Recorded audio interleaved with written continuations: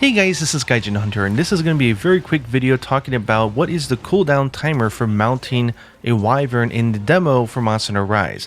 To take out any variables, I started out by taking the Rathian and tackling Mizutsune here, and then I started the counter for when all those little strings disappeared. And I waited for 5 minutes and I tried everything from tackling with another monster, I tried the puppet spider, nothing worked. So I moved on to the 10-minute mark. If you notice, after a 10-minute mark, if I place the puppet spider, I still can't quickly mount my main monster. However, that has to do with the power of the puppet spider. If I take the Great Izuchi and I slam it into Mizutsune, I can get my second mount after the 10-minute timer. So I went ahead and flipped it just to make sure that it was the strength of the spider and not anything else.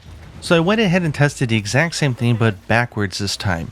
So I used a Rathian, I slammed into Mizutsune, I waited exactly 10 minutes from the point in which those threads disappeared after the mount, and I went ahead and grabbed the Great Izuchi and did a slam right away, no puppet spider involved, and lo and behold, I was able to mount Mizutsune right after that 10-minute cooldown.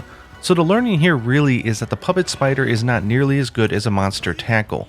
I even went back to Rathian after a 10-minute timer to use the puppet spider to see if it can get me my guaranteed second mount against this sub monster, and even then it didn't seem to have much of an effect. So there's some really good learnings here that I hope you guys appreciate. Now keep in mind, this is learnings for the demo. I have no idea if this is going to be exactly the same in the final product, but the learnings here is that 1, a puppet spider is really meant for the main monster of the quest if you either just want to get a really fast mount and you don't want to use a sub monster to do it, because if you use the puppet spider for the first mount, one little shot and boom, you can mount the monster. It's very fast.